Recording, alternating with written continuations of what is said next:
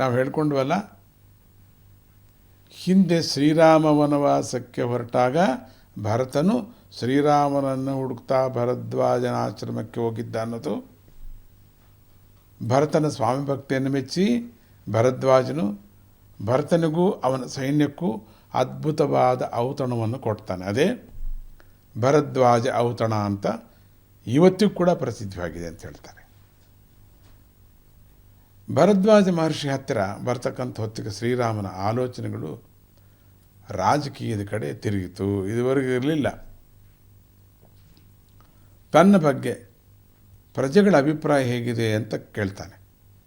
ಏನಾದರೂ ಪ್ರಜೆಗಳು ನನ್ನ ಮರೆತು ಬಿಟ್ಟಿದ್ದಾರಾ ಅಥವಾ ನನ್ನ ಬಗ್ಗೆ ಏನು ಮಾತಾಡ್ಕೋತಿದ್ದಾರೆ?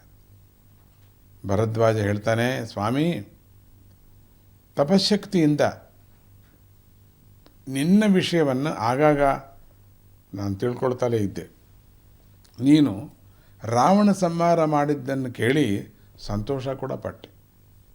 ನಿನ್ನ ರಾಜ್ಯ ಸುಭಿಕ್ಷವಾಗಿಯೇ ಇದೆ. ನಿನ್ನ ತಮ್ಮಂದಿರು ನಿನ್ನನ್ನೇ ಎದುರು ನೋಡ್ತಾ ಇದ್ದಾರೆ. ನಿನ್ನ ಹಾಗೆ ಜಟಾವಲ್ಕಳಗಳನ್ನು ಧರಿಸಿಯವರೆಲ್ಲ ನೀನಿಲ್ಲ ಅಂತಂದು ಹಾಗಂತೆ ಅವರೆಲ್ಲ ಪೀತಾಂಬರಗಳು ಹಾಕ್ಕೊಳ್ಳಿಲ್ಲ. ಅವರೆಲ್ಲರೂ ಕೂಡ ಮರೆತುಬಿಟ್ಟು ನಿನ್ನ ದರ್ಬಾರ್ ಮಾಡ್ಕೊಳ್ಳಿಲ್ಲ. ಯಾರು ಕೂಡ ನಿನ್ನ ಹಾಗೇನೇ ವಲ್ಕಳಗಳನ್ನು ಧರಿಸ್ಕೊಂಡಿದ್ರು. ನಿನ್ನ ಊರಿಗೆ ಹತ್ತಿರದಲ್ಲೇ ಇರತಕ್ಕಂಥ ನಂದಿಗ್ರಾಮದಲ್ಲಿ ಆಶ್ರಮವಾಸ ಮಾಡ್ತಾ ಇದ್ದಾರೆ. ನಿನ್ನ ಪಾದಕಗಳನ್ನು ಸಿಂಹಾಸನದ ಮೇಲಿಟ್ಟು ನಿನ್ನ ಪ್ರತಿನಿಧಿಯಾಗಿ ರಾಜ್ಯಪಾಲನೆ ಮಾಡ್ತಾ ಇದ್ದಾರೆ ಅಂತ ಹೇಳ್ತಾನೆ. ಸ್ವಾಮಿ, ನಿನಗೋಸ್ಕರವೇ ಕಾಯ್ತಾ ಇದ್ದಾರೆ ಎಲ್ಲರೂ. ನೀನೇ ರಾಜ್ಯಭಾರ ಮಾಡ್ತಿದ್ದೆ ಅಂತ ನಿನ್ನ ಪಾದಕಗಳನ್ನು ಇಟ್ಟಿದ್ದಾರೆ. ಶ್ರೀರಾಮನು ಸಂತೋಷದಿಂದ ಹೊರಡೋದಕ್ಕೆ ಸಿದ್ಧನಾಗ್ತಿದ್ದಾನೆ. ಆದರೆ ಭರದ್ವಾಜನು ರಾಮನಿಗೆ ಊಟ ಮುಗಿಸಿಯೇ ಹೋಗಬೇಕು, ಇವತ್ತಿಲ್ಲೇ ವಿಶ್ರಾಂತಿ ತಕ್ಕೊಂಡು ನಾಳೆ ಪ್ರಯಾಣ ಬೆಳೆಸಬೇಕಂತ ಪಟ್ಟು ಹಿಡ್ಕೋತಾನೆ. ಅದು ಭರದ್ವಾಜರ ಒಂದು ಮಹತ್ತರವಾದ ಒಂದು ಆತಿಥ್ಯ ಅಂತ ಹೇಳ್ತಾರೆ. ಆಗ ಶ್ರೀರಾಮನು, ಇವತ್ತು ಪಂಚಮಿ, ಇವತ್ತಿಗೆ 14 ವರ್ಷ ಪೂರ್ತಿಯಾಗಿಬಿಡ್ತು.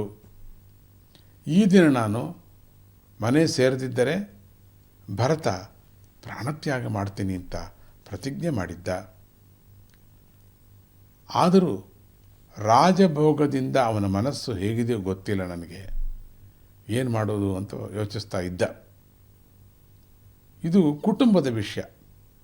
ಇದನ್ನು ಯಾರ ಜೊತೆ ಚರ್ಚೆ ಮಾಡ್ತಕ್ಕಂಥದ್ದು, ಈ ವಿಷಯವನ್ನು ಹೇಗೆ ತಿಳ್ಕೊಳ್ತಕ್ಕಂಥದ್ದಂತ ಆಲೋಚನೆ ಮಾಡ್ತಾ ಇದ್ದಾಗ ಇದಕ್ಕಿದ್ದಾಗೆ ಹನುಮಂತನೇ ಇದಕ್ಕೆ ಸರಿಯಾದವನು ಅಂತ ಅನ್ನಿಸ್ತು. ಹನುಮಂತನನ್ನು ಕರೆದು ಗುಟ್ಟಾಗಿ ಈ ವಿಷಯನ ಹೇಳ್ತಾನೆ. ನೋಡು, ನೀನೊಂದು ಕೆಲಸ ಮಾಡು. ನೀನು ಬ್ರಾಹ್ಮಣನ ವೇಷದಲ್ಲಿ ಭರತನ ಹತ್ರ ಹೋಗು. ಆಡಳಿತದ ವಿಷಯದಲ್ಲೂ ಕೂಡ ಅವನ ಆಲೋಚನೆ ಯಾವ ರೀತಿ ಇದೆ ಅಂತಕ್ಕಂಥದ್ದು ಸರಿಯಾಗಿ ನೀನು ತಿಳ್ಕೊಂಡು ಬರಬೇಕು ಅಂತ ಕಳಿಸ್ತಾನೆ. ಭರತನ ವಿಷಯದಲ್ಲೇ ಆಗಲಿ, ಪ್ರಜೆಗಳ ಮನೋಭಾವದಲ್ಲೇ ಆಗಲಿ ವ್ಯತ್ಯಾಸ ಏನಾದ್ರು ಇದ್ದರೆ ನಾನು ಹೋಗೋದೇ ಇಲ್ಲ, ಇಲ್ಲೇ ನಿಮ್ಮ ಜೊತೆ ಇದ್ದು ಬಿಡ್ತೇನೆ ಅಂತ ರಾಮ ಭರದ್ವಾಜ ಮಹರ್ಷಿಗೆ ಹೇಳ್ತಿದ್ದಾನೆ. ಇಲ್ಲೇ ಇದ್ದು ಬಿಡ್ತೀನಿ ನಾನು, ತುಂಬ ಚೆನ್ನಾಗಿದೆ ಇಲ್ಲಿ. ಅಲ್ಲಿ ಏನಾದ್ರು ವ್ಯತ್ಯಾಸ ಇದ್ದರೆ ನಾನು ಹೋಗಲ್ಲ, ಇಲ್ಲ ಅಂದರೆ ನೋಡೋಣ ಹೋಗ್ತೀನಿ. ಹನುಮಂತನು ಶ್ರೀರಾಮನ ಪಾದಗಳಿಗೆ ನಮಸ್ಕಾರ ಮಾಡಿ ಅಲ್ಲಿಂದ ಹೊರಟ. ನಿಮ್ಮಗಳ ಜೊತೆ ಇರ್ತೀನಿ, ನೀವುಗಳೆಲ್ಲ ಇಲ್ಲಿ ನನ್ನ ಜೊತೆ ಇದ್ಬಿಡಿ ಅಂತ. ಓಂ ನಮೋ ಹನುಮತೇ ನಮಃ.